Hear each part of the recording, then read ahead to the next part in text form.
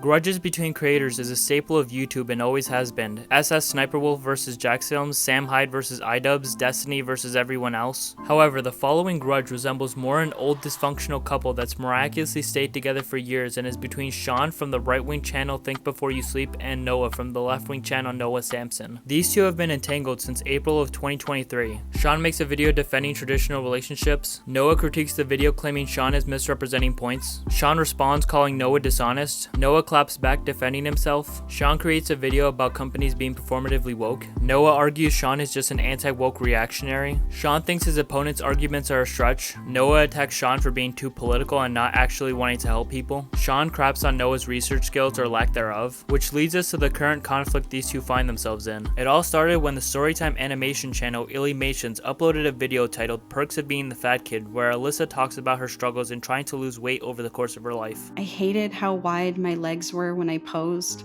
I hated that squishy part under my chin that stuck out when I smiled.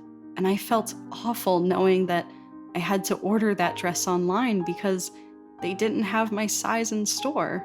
But most of all, I hated the way I looked because I knew I was the heaviest weight I had ever been in my entire life. In fact, I was 15% heavier than I was when I got bullied in middle school. The video's conclusion is Alyssa instead being happy with her weight and accepting herself for who she is. So when I look in the mirror and I start to pick on myself the same way those middle school girls did, I try to remind myself of what really matters. That my legs can sit me down next to the people I love, my arms can hold them and hug them, my face can squish exactly how it needs to so I can smile, and my body can be draped in any clothing, and my silhouette can be any shape or size, and I must throw away what all the mean girls and the media made me believe about myself based solely on how much I weigh. 'Cause us fat kids, we knew back then there was so much more to a person than how they looked. We knew that before anyone else did. So why should we forget that? While the video had some cringy moments and dubious sources, according to self.com, diet culture is an entire belief system that associates food with morality and thinness with goodness. And it's rooted in the very colonial belief that every individual has full control and responsibility over their health. the overall video is fine, just general body positivity things and trying not to moralize some foods while demonizing others. I personally think it's best to stick with dieting/fitness goals even when it gets hard, but to each their own. Sean being anti-fat acceptance released a teardown of Alyssa's video criticizing her bad sourcing and disagreeing with her messaging. So while it is easy to sympathize with her being treated poorly as a teenager,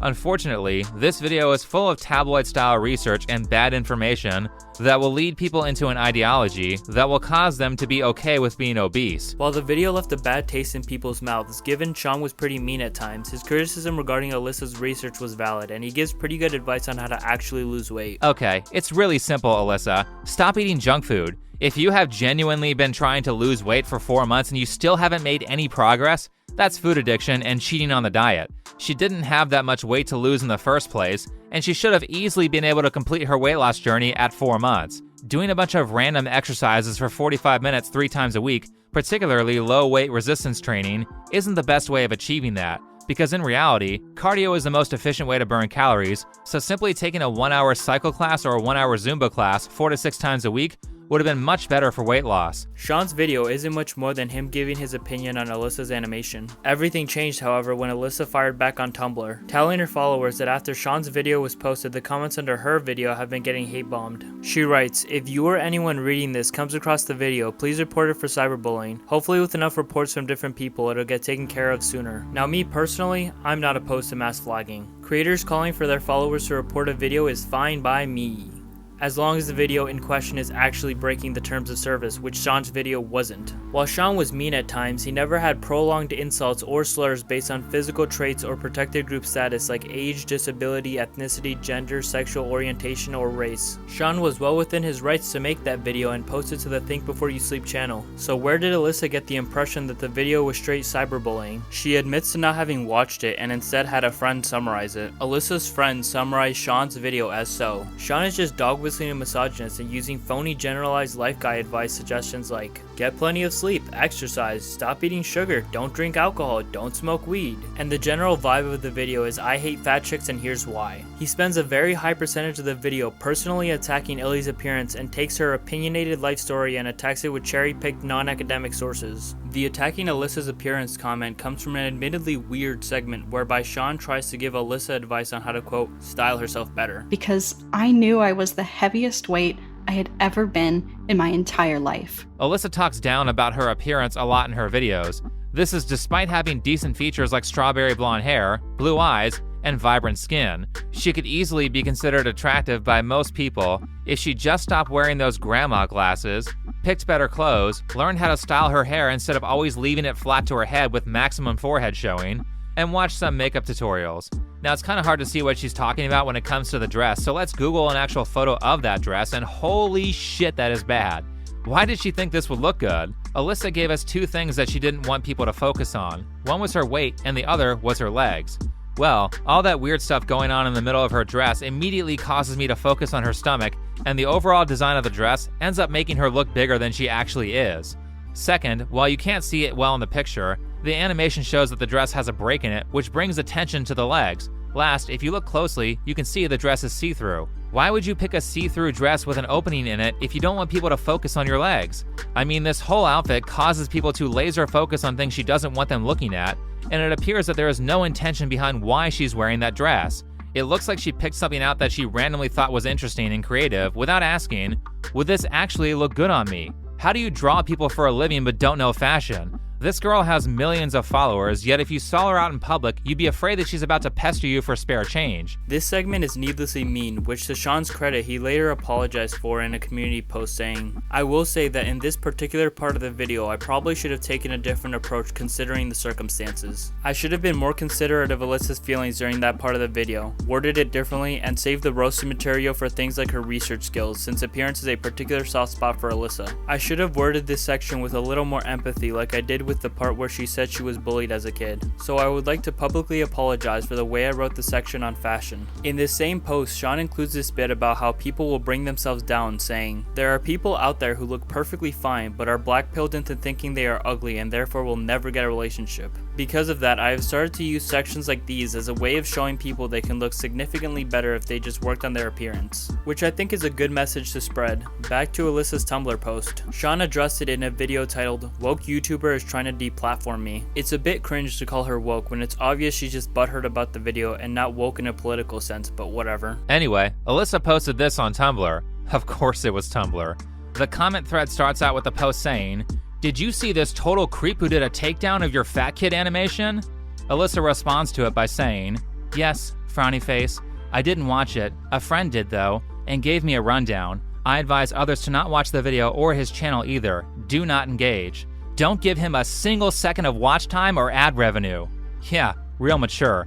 I'm going to start a mass flagging campaign for a video that I didn't watch, and then tell my followers to not watch it either, because surely they shouldn't be allowed to develop their own opinions on content that is critical of me. Sean goes over the Tumblr post, tearing into the biased summary of his video Alyssa got from her friend, and explains why he made his response. Even when someone tries to hide a targeted harassment campaign by posting it on Tumblr, instead of Twitter or YouTube, where people would actually be able to criticize the evil thing that you're doing. And then she says, I just want this to be over. Well, by playing dirty and attacking my channel and my livelihood, you did the exact thing that will make this not over. Now I have to respond because if I don't, I could lose my channel and the 80 to 100 hours that I spent on that video. This is where Sean's long-term sparring partner, Noah Samsen, comes in to give his own 2 cents. 2 months later, the anti-woke YouTube channel Think Before You Sleep, hereafter referred to as Sean, hi Sean, responded to Illy's video in a video titled Fat Acceptance Cartoon. Right after Sean posted this response, the comment section on Illy's video went through some changes. It was flooded with hate comments, threats, insults, inflammatory accusations, also a lot of anti-Semitism, so that's kind of weird. When one of her followers reached out on Tumblr to ask if she'd seen the video, Illy replied, and after expressing frustration about the harassment she was receiving, she ended the post by asking her followers to report the video. In response to this one Tumblr post, Sean made a whole new video, "Woke YouTuber is trying to deplatform me," in which he accused Illy of leading a campaign of targeted harassment campaign and mass flagging campaign against me, against him and his smaller channel, deplatform a smaller creator, in order to deplatform him, deplatform me, and take away his source of income. take away my source of income. The only evidence he has provided for any of these accusations is that one Tumblr post. This new video from Sean brought Illy even more Targeted harassment, which culminated in her receiving death threats, rape threats, and being doxxed. For her safety, she was forced to leave her home state, breaking the lease on her apartment, which cost her over $10,000 in legal fees. I want to talk about all that, but I have to shelve those points for now because there's a more pressing issue at hand, which is that Sean's videos caused a doxing. Doxing is where a person's personal information like birthdays, home addresses, family members, and more are made public. As you can imagine, a famous person who's been doxed like Alyssa runs the risk of lunatics showing up to their house and harming them. That said, the phrase "Sean's video caused a doxing" is a big claim and highlights my major problem with this video and Noah specifically. In Think Before You Dox and a subsequent video, Noah spends the entire time playing word games. Pay attention. When you hear "Sean's video caused a doxing," a reasonable person will conclude that Sean bears responsibility for Alyssa getting doxed. Nobody says person X caused event Y without meaning that person X is responsible for the event, but that's exactly what Noah does because he's playing word games. Sean didn't ask anyone to dox or harass Illy. What he did do, though, is misrepresent and deceptively edit her video in order to conjure ideas which directly motivated the people who did. And when I say directly, I mean directly. So Sean conjured ideas which directly motivated the people who doxed Illy, and Sean's video caused the doxing. Damn, sounds like this Sean guy is pretty responsible for that doxing, right? The last point I want to address today is a claim from Sean that I said he was responsible for the doxing. He made this claim on the live stream. Yeah, he's basically saying that. I mean, he said it straight up in the video multiple times that I'm responsible for it. So I don't think, and even if he, backtracked and gaslighted on it and said, oh, no, I don't actually believe that. Well, you still put it in the video multiple times, so you obviously do. So Sean's claim that I said straight up in the video multiple times that he is responsible is false. I never used the word responsible in my video. While technically true, you won't find Noah saying exactly that Sean is responsible for the doxing. It's so blindingly obvious that that's the main takeaway from his Think Before You Dox video. It's such slimy, weaselly, dishonest behavior from Noah. However, whether he meant to or not ultimately doesn't matter. He produced such a heavily biased and dishonest critique of her work, her personal story, and concluded with multiple serious, inflammatory, and false allegations. Whatever his intent might have been, she is being harassed, she was doxed, and these things would not have happened if it weren't for what he did. Sean has responded to my videos before, and I do hope he responds to this one. I personally would like to hear his explanation for, all that shit we just looked at. The main reason I hope he responds, it would be good if he acknowledged this situation so that hopefully his future videos don't lead to their targets getting doxed again. That would be a positive outcome, I think. The message is that Sean was responsible for Alyssa getting harassed and doxed. I don't care what sort of word games or mental gymnastics Noah is playing at. Well, technically I never said the word responsible. It's so annoying the way Noah doesn't own the position despite very clearly arguing for it. Imagine your roommate owned a couch you really wanted him to get rid of but didn't want to directly tell him he should throw it out. You could say something like, that couch doesn't fit the rest of the apartment. A nice new couch is only like $80. That couch is so old it probably has a bunch of bugs in it. You never technically told your roommate to throw out the couch, but that's obviously your message. To look at this line of reasoning and do what Noah's doing and react with indignation. Oh my god, how could you accuse me of saying I wanted the couch gone? I never said that. It's so slimy and dishonest. I'm sorry to harp on this point for so long, but I just hate how weaselly Noah Samsen is. Anyways, another of Noah's actually arguments that doesn't hold up under any amount of scrutiny is him saying Alyssa's Tumblr post, which called for people to report Sean's video, wasn't an attempt at deplatforming. As I mentioned in the intro, there's only one piece of evidence that Sean has presented for every accusation he's made here, and that's Illy's Tumblr post. Specifically, its last line, which reads, "If you or anyone else comes across this video, please report it for cyberbullying." Now, viewers that are paying attention right now may notice that this post doesn't say anything about deplatforming. This post asks her followers to report the video. Reporting and deplatforming are not the same thing. Just because a report can lead to a deplatforming does not make these terms interchangeable. To understand why that is, let's take a minute to walk through how the deplatforming process actually works. Noah goes on to explain that when a video is reported by a user, the YouTube moderation team will review the video, and if it it turns out to indeed be in violation of the community guidelines, you'll receive a warning if it's your first offense and a channel strike if it isn't. You can appeal these and have the offense reviewed again in the event YouTube made a mistake. Channel strikes expire after 90 days, and it takes 3 strikes to get a YouTube channel terminated. And for these reasons, Alyssa directly calling for people to report the video doesn't constitute deplatforming. Even if he had been issued a warning, appealed the warning, lost the appeal, then received a strike, then appealed that strike and lost that appeal, finally actually getting a strike, that's still not deplatforming. That's step 1 to deplatforming. The only possible way he could call Ily's post an attempted deplatforming in good faith is if all those prerequisites had been met. Since there's no evidence that even a single one of them has, Sean calling Ily's report an attempted deplatforming is at best a very uninformed interpretation of the situation, and at worst, dishonest. Either way, it's a crybaby Olympics gold medal winning complaint. Even if her report had resulted in Sean's channel being terminated, that still doesn't make her report an attempted deplatforming. Alyssa wasn't deplatforming because Sean had 3 unused channel strikes, and even if he didn't and Alyssa's report got Think Before You Sleep's channel deleted, she still somehow wasn't deplatforming. Seems like Alyssa can do no wrong in Noah's eyes. The reason the Tumblr post also wasn't mass flagging is her Tumblr is small. This wasn't mass flagging. The figure being thrown around, her 2.5 million subscribers, it's false. It's literally not true. Ily made this post on Tumblr. At the time of posting, her Tumblr account had 2,400 followers. She didn't post about it anywhere on YouTube. This number, 2,400, is less than 0.1% of her YouTube subscribers. It can't be a mass flag if the mass is small, obviously. It also wouldn't matter if she was mass flagging, because according to YouTube itself, a video having a bunch of reports doesn't affect the review process at all. In terms of YouTube's review process, mass flagging doesn't actually do anything. The amount of flags that a video receives has no bearing on the reviewer's decisions. Here is YouTube's global head of trust and safety, Matt Halprin, explaining that. It doesn't matter whether there's 1 flag, 1,000 flags, 10,000 flags. It literally makes no difference into how the evaluation works or whether content should stay up or stay down. Lastly, Alyssa was accused of falsely reporting Sean's video because, as stated before, his video was well within the terms of service. Noah argues Alyssa wasn't falsely reporting because she was acting in good faith, meaning she genuinely believed Sean was breaking the TOS and reported it. I'm sorry I have to summarize Noah's points for him, but unfortunately brevity is a virtue unknown to Mr. Samsen. He'll never use 12 words when he can stretch it out to 400. Regardless, Noah is right. Alyssa reported the video in good faith and the Tumblr post was only seen by a small number of people, but that doesn't change the fact that she was trying to deplatform Sean. She reported the video and told a group of people to do the same to try and get the video taken down, regardless of if the report was in good faith, regardless of how small the group of people was. That is deplatforming. Which, by the way, deplatforming isn't inherently bad. If I tell you to report a channel because it has videos with heinous stuff in it, I am trying to deplatform them. In that case, I'd argue getting them off YouTube is justified, but it doesn't change the fact of the matter. Noah's just wrong about this point, and the mental gymnastics he performs to argue his case is astonishing. I want to briefly touch on another absolutely disgusting thing Noah says. Little content warning here for some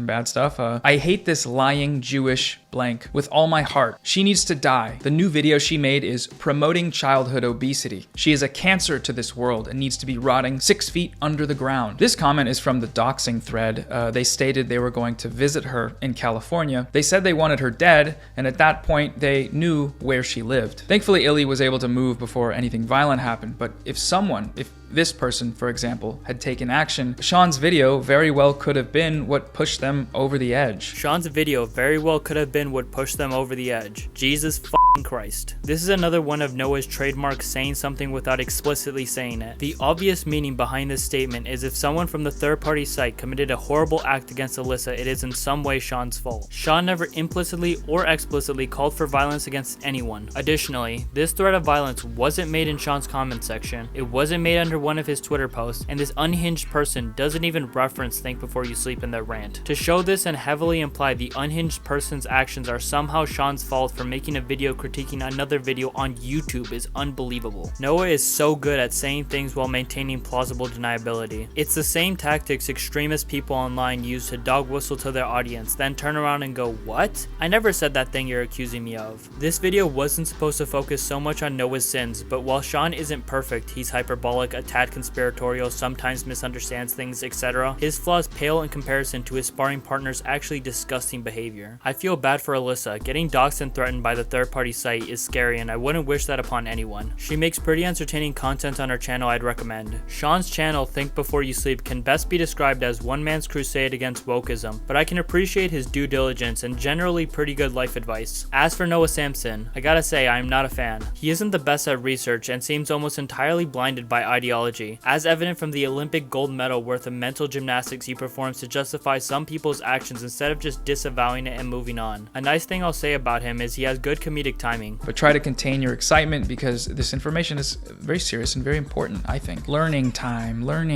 But I've been Autunk, adios.